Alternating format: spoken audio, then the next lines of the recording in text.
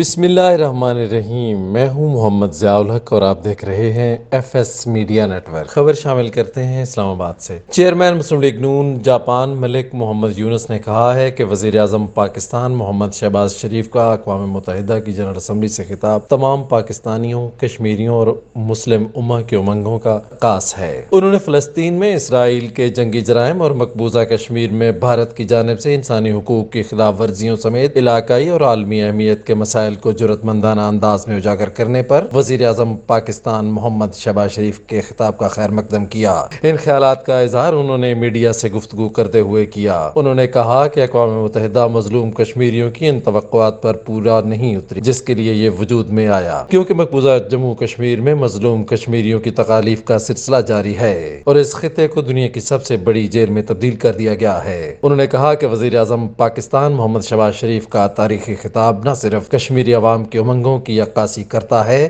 بلکہ خطے میں دیرپا امن اور استحکام کی خواہش کا بھی اظہار ہے۔ انہوں نے کہا کہ اقوام متحدہ کی سلامتی کونسل پر بڑی ذمہ داریاں عائد ہوتی ہیں کہ وہ مقبوضہ کشمیر کے مظلوم عوام کو حق خود ارادیت دلانے اور مقبوضہ وادی میں انسانی حقوق کی خلاف ورزیوں اور منظم ریاستی دہشت گردی کا سخت نوٹس لے۔ سبسکرائب کیجیے F S media network اور دیکھتے رہیے تازہ ترین تبصرے اور خبریں۔